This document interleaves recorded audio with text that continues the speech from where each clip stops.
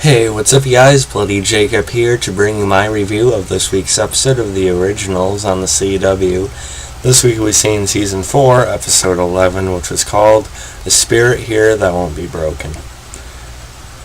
And, so overall, it was a fine episode. I enjoyed it.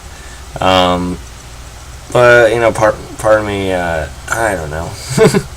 I've been kind of lukewarm on the originals for the past few weeks now or so, just because I'm finding the whole hollow threat or antagonist just that hollow, or kind of dry. Just as far as like writing and character goes, she just doesn't stack up to what we got with Dahlia, and especially with Michael.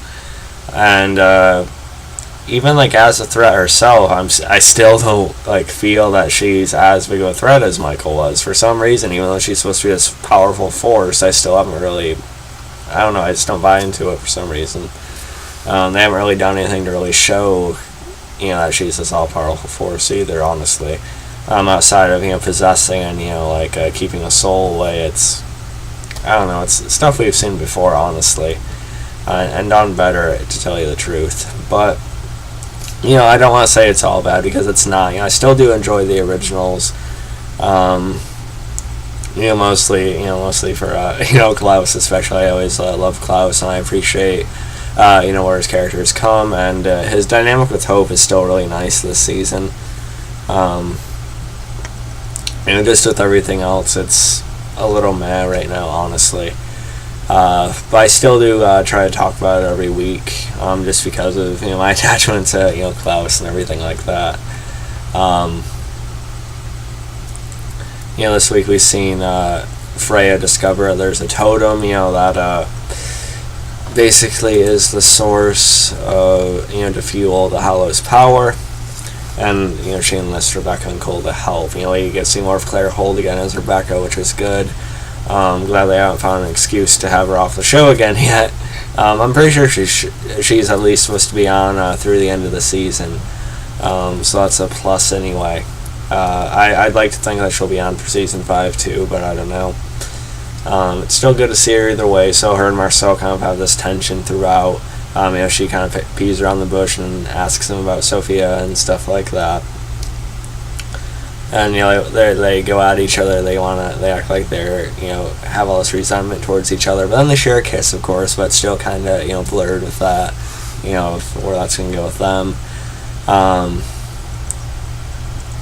Again, I did like Freya's role in this episode. I'm glad they've kept her alive for so long, and I'm glad she's regular on the show. I'm glad she's kind of an integral part of it.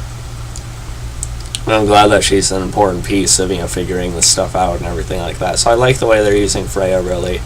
And she sees this vision of Keelan in this episode, what could happen to her.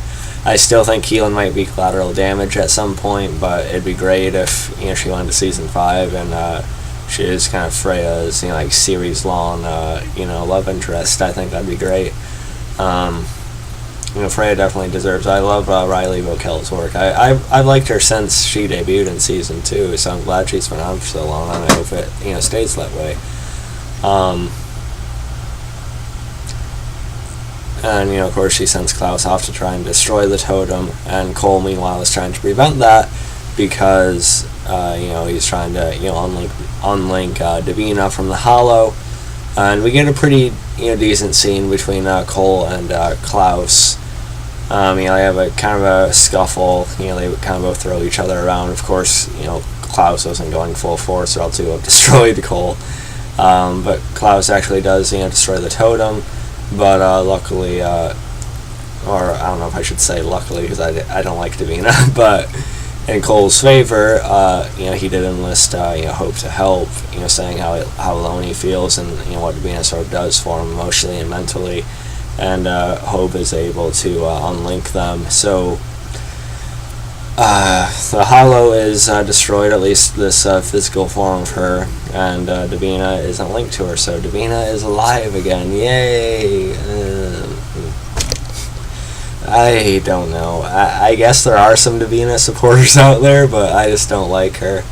I guess the actress, Danielle Campbell, she's fine. I mean, I just think the character's always been really frustrating, and I just don't really want to. I've just not really wanted to get behind her, honestly. I haven't sympathized with her or anything like that. I think she's been way too rash and kind of just tunnel visioned. I get her from certain perspectives and everything too, but I just don't like Davina. I'm sorry. But she's permanently back now, I guess, and it is what it is. I honestly wish they would have kept her dead, because despite me not liking her, I just appreciate that they had a death like hers and Cammy's in season 3 that actually stuck. That kind of made me respect the show's conviction of that. I guess they killed off 2 fairly important characters like that, but now one of them's back for good, so that kind of undoes that. I did like when Kol brought up, Camille, asking, pointing out that Klaus would do the same, or he would try to bring her back however he could if there were the chances out there. Some decent acting there between Joseph Morgan as always, but of course, with Nathan Basilic. So that part was fine, despite Davina being back. And Marcel and Rebekah's stuff was okay as well. And at the end we find out that the Hollow isn't totally gone. Of course it isn't, because there's 2 episodes left in the season. As Possessed Hope, which is something they were kind of teasing from the beginning of the season, so it's kind of expected. But it should be fun. I don't think Hope's going to be killed or anything like that. They'll find some way to free her. We also have Elijah awaken at the end, so that's good. And Hayley got some decent stuff in this episode as well. She gets sort of trapped in this reality with Jackson. We see Kruger again. That's the actor's last name, by the way. I'm not talking about Freddie here. And because apparently having a beer with him out on his dock is one of her safer, happier places in her mind. So that was somewhat touching. And Hollow tries to get in her head about Elijah though and stuff like that. So some good stuff for Phoebe Tonkin here, I guess. So overall, I thought it was an alright episode. I was a bit more engaged with this one than I was last week for some reason. I'm not sure why, but I don't really like Davina being back though. So overall, I'm gonna have to rate this one about the same as I did last week. 8.4, 8.6 out of 10. But honestly, I do feel like I'm too generous with these scores sometimes. So I don't know. I guess at the lowest, I'd rate an 8, 8.2 out of 10 or something. 8.3, something like that. Not bad. I'm just totally not into it right. I'm just not fully into it right now, and Davina irks me. So it is what it is. Let me know what you guys thought about it. Follow me on Facebook, Twitter, subscribe. I'll catch you guys next time. Peace.